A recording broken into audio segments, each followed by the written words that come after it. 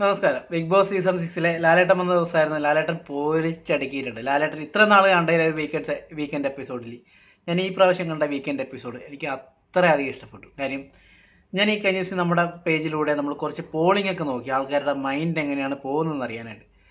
എനിക്കത് കണ്ടപ്പോൾ ശരിക്കും ഞാൻ ആലോചിച്ചു ഇത് എന്താണ് ഈ സംഭവിക്കുന്നത്. അപ്പം ഞാൻ ആലോചിച്ചു ലാലേട്ടനൊക്കെ അല്ലെങ്കിൽ ഈ ബിഗ് ബോസ് എന്ന് പറഞ്ഞ പ്രോഗ്രാം അതിൻ്റെ കോർഡിനേറ്റർ ഈ പറയുന്ന ആൾക്കാരുടെ വോട്ടിങ്ങോ ഇവരുടെ നിലപാടുകൾ വെച്ചിട്ടാണ് ബിഗ് ബോസ് എന്ന പ്രോഗ്രാം അത് നടത്തിക്കൊണ്ട് പോകണമെന്ന് വിചാരിച്ചു. കാര്യം അത് അങ്ങനെയാണെങ്കിൽ കുറച്ച് ഡേഞ്ചറാണ്.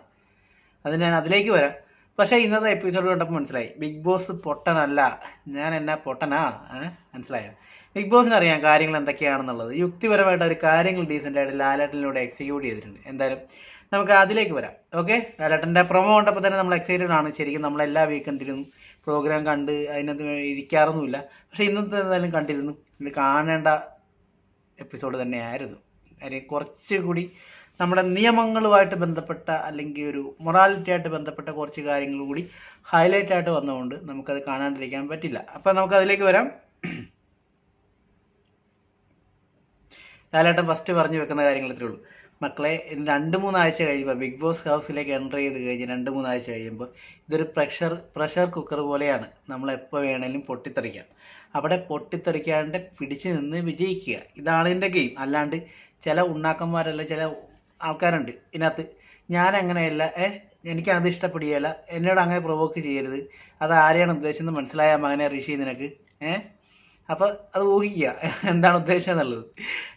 അപ്പോൾ എന്നെ പ്രൊവോക്ക് ചെയ്താൽ ഞാനിങ്ങനെയാവും, അവനെ പ്രൊവോക്ക് ചെയ്ത് റോക്കിനെ പ്രൊവോക്ക് ചെയ്യരുതായിരുന്നു, സിജോ ചെയ്തതാണ് തെറ്റ്, ഇങ്ങനെ പറഞ്ഞ് ഇറക്കിയാണ് അവിടെ കൈ പൊക്കടാ മക്കളെ. അപ്പോൾ നിനക്കിട്ടൊക്കെയുള്ള താക്കീതാണ് തന്നത്, മനസ്സിലായോ? പറ്റാത്തവരിറങ്ങി വീട്ടിൽ പോടാമെന്ന് എന്നത് ലാലേട്ടൻ പറയുന്നുണ്ട്. ഇതൊക്കെ പറഞ്ഞിട്ട് തന്നെയല്ലേ മക്കളെ നിന്നെയൊക്കെ ഇതിനകത്തേക്ക് കൊണ്ടുവന്നെന്നുള്ളത് പച്ചയ്ക്ക് പറയുന്നുണ്ട് ലാലേട്ടൻ, മനസ്സിലായോ? അപ്പോൾ അതാണ് പറഞ്ഞു വെക്കണത്. ഓക്കെ, അത് ലാലേട്ടൻ ഇതിനകത്ത് ഇവിടെ നടക്കുന്ന കോൺവെർസേഷനൊക്കെ ഇവരെല്ലാം കാണുന്നുണ്ട്.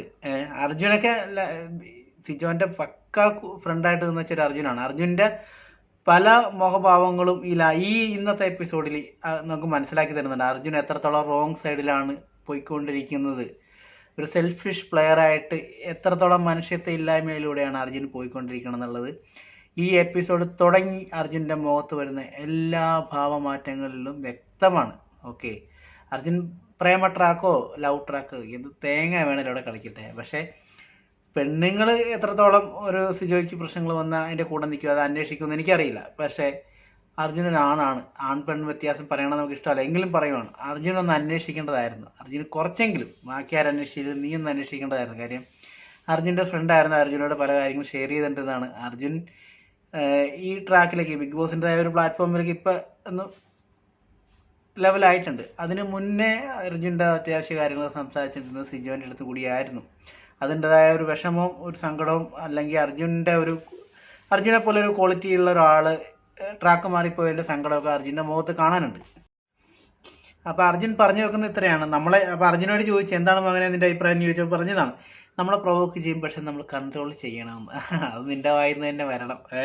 ഇതൊന്നും അല്ല മകനെ നീ അവിടെ ഇരുന്ന് തള്ളിയത് സിജോ പുറത്തു പോയപ്പോൾ. അപ്പോൾ അതൊക്കെ ഇവർ കാണുന്നുണ്ട്, അതൊക്കെ ഊഹിക്കാൻ വേണ്ടി, അതൊക്കെ വേണ്ടി തന്നെ ആഡ് ചെയ്യും ഇതൊക്കെ ഈ ഡയലോഗ് ലാലേട്ടൻ അടിക്കണം. അല്ലാണ്ട് മറ്റേ റാൻഡം സ്റ്റൈലിൽ കിട്ടിയവനൊരുത്തനോട് അഭിപ്രായം ചോദിക്കൽ പരിപാടിയൊന്നും അല്ല അവിടെ നടന്നിരിക്കുന്നത്. അതൊക്കെ മനസ്സിലാക്കുക.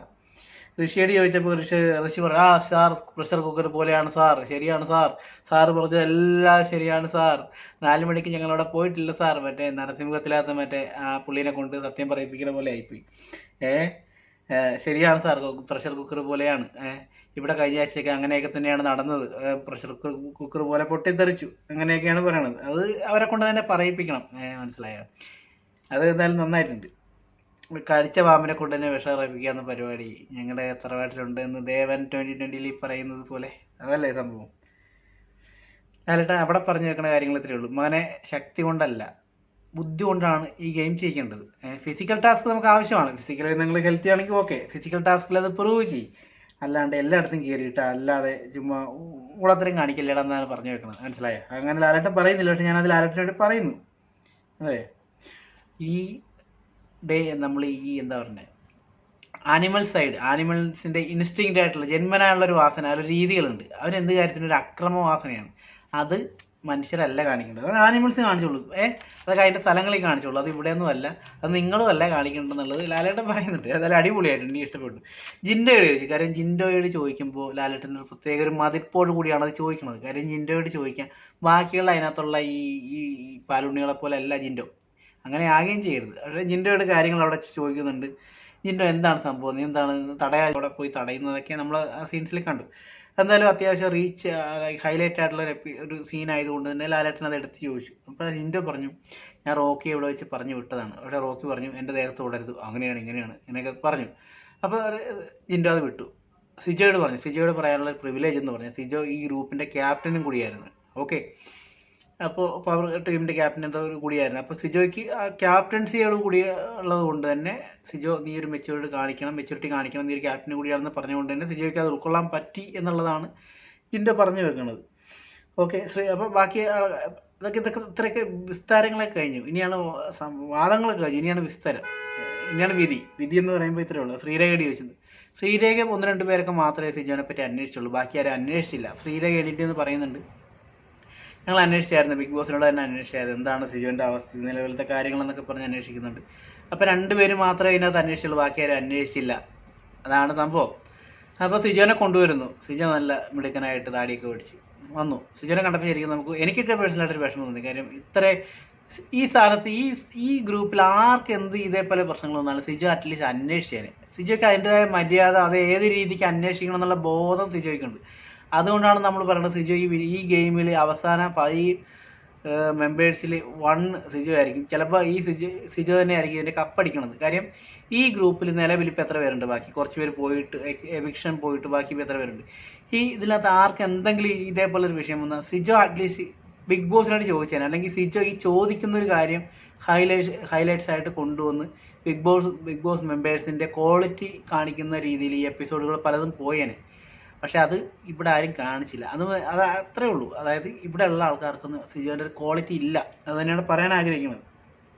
ഓക്കെ, സിജോ ഇതിനകത്ത് സംസാരിക്കാം. അപ്പോൾ സിജോ ലാലേട്ടൻ പറയുകയാണ്, നിങ്ങൾക്ക് സിജോനെ കാണണ്ടെങ്കിലും സിജോയ്ക്ക് നിങ്ങളെ കാണണമെന്ന് ആഗ്രഹം പറഞ്ഞു, അതുകൊണ്ട് സിജോനെ കൊണ്ടുപോകുന്നു. സിജോ വന്നപ്പോൾ തന്നെ എന്ത് ചെയ്തു, അർജുൻ്റെയൊക്കെ മുഖം മൊത്തത്തിൽ സങ്കടമായി.